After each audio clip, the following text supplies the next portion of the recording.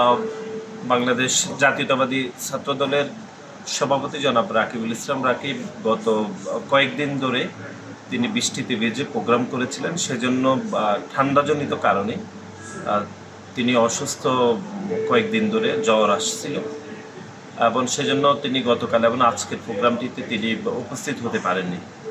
এবং এটিকে সামনে রেখে এক সামাজিক যোগাযোগ মাধ্যমে এক ধরনের প্রোপাগান্ডা তৈরি হয়েছে যে ওনাকে পদ থেকে সরিয়ে দেওয়া হয়েছে। এটি সম্পূর্ণরূপে গুজব এবং একটি মিথ্যা প্রোপাগান্ডা।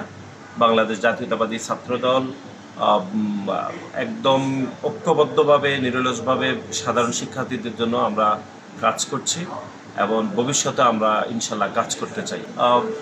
বাংলাদেশ জাতীয়তাবাদী ছাত্রদলের সভাপতি জনাব রাকিবুল ইসলাম রাকিব গত কয়েকদিন ধরে তিনি বৃষ্টিতে ভিজে প্রোগ্রাম করেছিলেন। সেজন্য ঠান্ডাজনিত কারণে তিনি অসুস্থ, কয়েকদিন ধরে জ্বর আসছিল এবং সেজন্য তিনি গতকাল এবং আজকের প্রোগ্রামটিতে তিনি উপস্থিত হতে পারেননি।